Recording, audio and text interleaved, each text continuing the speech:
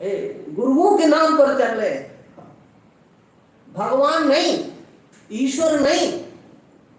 हाँ, गुरु गुरु गुरु, अरे काहे का गुरु भाई, क्या मतलब? अरे नहीं नहीं नहीं, गुरु ब्रह्मा। अरे ब्रह्मा पहले कि गुरु पहले? ब्रह्मा के अस्तित्व को तो आपने स्वीकार किया कि नहीं, तब उसकी तुलना दे रहे हो, है ना? अरे किसी की तुलना की जाती है तो पहले उसको स्वीकार कर लिया कि नहीं? बात हमारी समझ में आ रही कि नहीं? आपने अपने गुरु की तुलना ब्रह्मा से कर दी। तुमने देखा ब्रह्मा को? देखा? विष्णु को देखा? शंकर को देखा? वो तो ब्रह्म है। अरे तुम्हें ज्ञान तो कुछ नहीं है, ना ब्रह्मा का, ना विष्णु का, ना शंकर का। चल रहे हो लकीर के फकीर बनकर के बुद्धि लगाए बिना। गुरुत्व क्या है जी? हाँ, गुरुत्व है क्या? कान फूंक दिया बस, कंठी बांध दिया बस बस, अब तुम किसी का सुनना नहीं। ऐसे होते हैं वो गुरु। वो सबसे पहले उन्हें खतरा दूसरों से ही लगता है कि कहीं किसी दूसरे के पास चला गया और वो हमारी ऐसी तैसी करेगा तो फिर ये।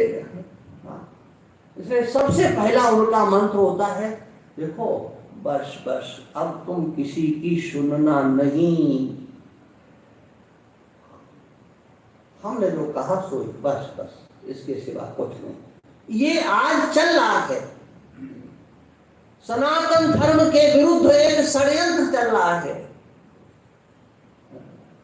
शास्त्र की परंपराओं का खंडन करना, मूर्ति पूजा का खंडन करना, तीर्थों का खंडन करना, तीर्थ स्नान का खंडन करना, श्राद्ध संस्कार इत्यादिकों की। उन्हें ब्राह्मणों को दीवाने से क्या होता है जी? क्या होता है पिंडदान? ये क्या है? ये बहुत बड़ा षड्यंत्र है जिसके बल पर हमारी भारतीय संस्कृति सनातन धर्म जिंदा। वो उस वर्ग को नहीं जानते और ये विदेशी षड्यंत्र पैसे के बल पर, और वो विदेश चले जाते हैं, विदेश से उनको पैसा मिलता है। और विदेश जाने वाले संतों की एक कमजोरी मैं बता रहा हूं, वो जो अरब देशों की तरफ चले जाते हैं वो फिर हिंदू मुसलमान की बात नहीं करेंगे, वो ईसाई हिंदू मुसलमान नहीं, मानवतावादी बन जाते हैं। इस मानवतावाद के आड़ में सनातन धर्म की जड़ें खोदना आज संतों के वेश में एक ये पाखंड शुरू हो गया है। इसलिए इससे भी सावधान रहने की आवश्यकता है। वो मानवता की बात करेंगे, ये हिंदू मुसलमान कर, अरे नहीं, मानवता मानवता। उनके मुंह से मुसलमान शब्द नहीं निकलता है, क्योंकि वहां की कमाई लेकर के आ रहे हैं, आश्रमों में लगा रहे हैं, सोने चांदी के सिंहासनों पर बैठ रहे हैं। एक बड़ा भारी षड्यंत्र। उनकी वाणी संघर्ष करने के लिए, सनातन धर्म के लिए संघर्ष करने के लिए तैयार नहीं है। ये समझने की आवश्यकता है। इसलिए कहां श्रद्धा करना, कैसी श्रद्धा करना? पूज्य श्री ने कहा कि श्रद्धा तो सबके हृदय में होती है, कहीं न कहीं कोई न कोई कुछ न कुछ मानता ही है और उसमें भी शास्त्र का प्रमाण मिल जाता है। लेकिन विश्वास की कसौटी है क्या? वेदांत के वचनों पर विश्वास करना। गुरु के द्वारा जो बताए गए वेदांत के वचन हैं, जो महावाक्य या महावाक्य कल्प, जो श्रुतियां हैं, श्रुतियों के अनुसार जो अन्य शास्त्र हैं, वह जो उपदेश किया गया है, उस उपदेश में श्रद्धा करना, इसका नाम विश्वास करना, इसका नाम श्रद्धा है। गुरु वेदांत वचनेषु विश्वासा श्रद्धा। और उस समय सारा संसार एक हो और गुरु का वाक्य एक हुआ।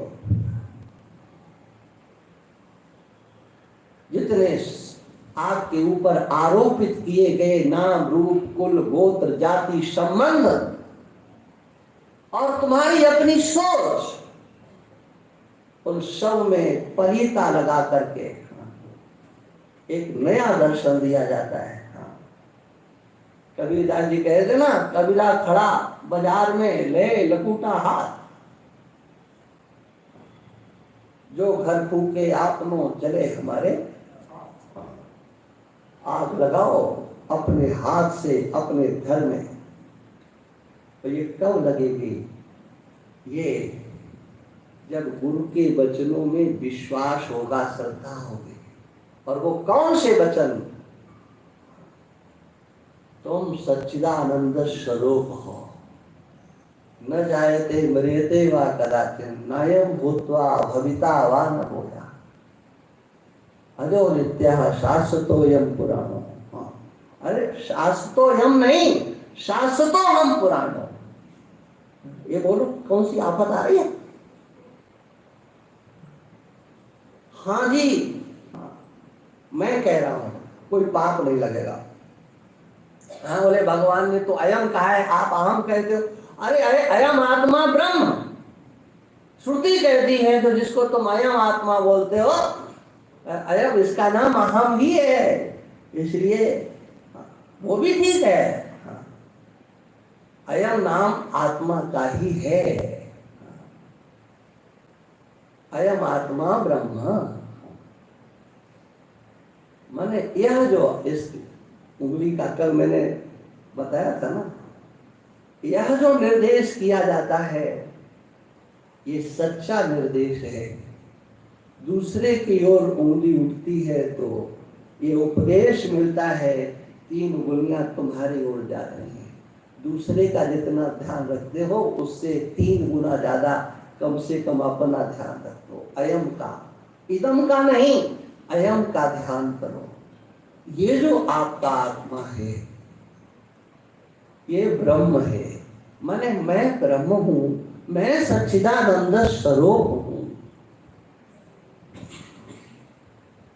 ये है, इसके सिवा और मैं कुछ नहीं हूं। और इसके लिए क्या करना है? पहले तो श्रद्धा की पूंजी, श्रद्धावान, और फिर तत्परता, लगन कितनी है, सुनने मात्र से नहीं, ये अंतर में चुभ जाना चाहिए। ये बात कि तुम्हें दर्द करे, बेचैनी पैदा करे, इसका अनुभव हमें कब होगा? ये पीड़ा जब तुम्हें होगी, मैं ब्रह्म हूं, मैं ब्रह्म हूं, अनुभव कब? तो उसके लिए भगवान कहते हैं तत्परता दिखानी पड़ेगी। कितनी देर बैठते हैं आप अपने स्वरूप का चिंतन करने के लिए? सोचो जरा, 24 घंटे में कितने मिनट आप बैठते हो, कितने घंटे आप बैठते हो? ये अपना चिंतन करने के लिए मैं सच्चिदानंद स्वरूप हूं। सोचो, कहोगे समय नहीं है। हाँ, समय तो नहीं है, बिल्कुल नहीं समय। रोटी खाना है, स्नान करना है, टेलीविजन देखना है। टेलीविजन की बात छोड़ दो, आजकल तो टेलीविजन आपके हृदय में मोबाइल के रूप में बसा हुआ है।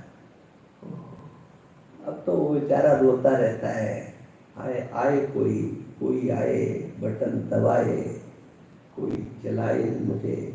ये घर के टेलीविजन तो पश्चाताप के गर्त में डूबे रहते हैं। अब बेचारों की ओर कोई देखता ही नहीं। कभी एक ऐसा समय था जब रामायण आती थी तो मोहल्ले में, गांव में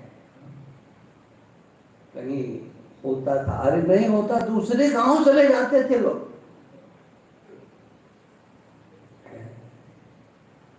उस समय था कभी उनकी कितनी कदर थी।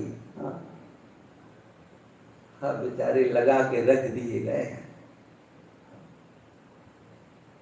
उनका उपयोग दूसरे कामों में लेते। बोले सीसीटीवी जो लगे हुए ना, उनका कनेक्शन, इनसे कनेक्शन कर दो और इन पर फोटो उधर, क्योंकि अब तो इससे फुर्सत नहीं ना। इससे कितना समय आप देते हो अपने लिए, कहते समय नहीं, समय ही समय है। अरे ये आपके अपने स्वरूप का चिंतन तो बाथरूम में भी हो सकता है जी। किसी मंत्र का निषेध हो सकता है कि वहां नहीं करना, वहां नहीं करना, लेकिन आपका तो स्वरूप हुआ है जो हमेशा आपके ध्यान में रहता है, लेकिन आप उसका चिंतन नहीं करते हो। अरे मैं नहीं हूं, ऐसा कभी तुम्हें ध्यान आया? मैं नहीं हूं, कभी ध्यान आया? नहीं आया। लेकिन हूं ये हमेशा रहता हुआ भी मैं सच्चिदानंद स्वरूप हूं, मैं ब्रह्म हूं, मैं नित्य शुद्ध बुद्ध मुक्त हूं। ये तुम्हारी खोपड़ी में नहीं आता है, यही तुम्हारा दुर्भाग्य है। हूं का विस्मरण तो कभी होता ही नहीं है। हूं का विस्मरण तो कभी ईश्वर भी नहीं करा सकता है, कोई नहीं करा सकता है। और यही तो ग्रंथकार कहते हैं, ये तुम्हारा हूं, ये आत्मा, ये ब्रह्म जैसा है, जैसा आप हो, उसका चिंतन करो। संयमेंद्रिया, इंद्रियों का संयमन करना है। इंद्रियों का संयमन क्या है? इंद्रियों का निष्क्रिय करना, ध्यान रखना, यही संयमन है। माने मन सहित इंद्रियों का निष्क्रिय होना। और होगा क्या? श्वान की तरह से जो चाटते डोलते हो, यहां से कुछ मिले, यहां से कुछ मिले, तुम्हें अपने आत्मानुभूति, आत्मा सुख स्वरूप है, ऐसा तुम्हारे को कब दिखाई पड़ेगा? दत्तात्रेय भगवान कहते हैं, सर्वीहो परदिस्तनु, समस्त चेष्टाओं की निवृत्ति ही उसका शरीर है। चेष्टाओं की निवृत्ति होने पर वह सुख स्वरूपता अपने आप झलकेगी। जरा एक बार निष्क्रिय हो जाओ। ये आपका अपना स्वरूप है, इसका चिंतन करना है। बिना तत्परता के कुछ होने जाने वाला नहीं है। ओम पूर्णमदः पूर्णमिदं पूर्णात् पूर्णमुदच्यते पूर्णस्य पूर्णमादाय पूर्णमेवावशिष्यते। ओम शांति शांति शांति।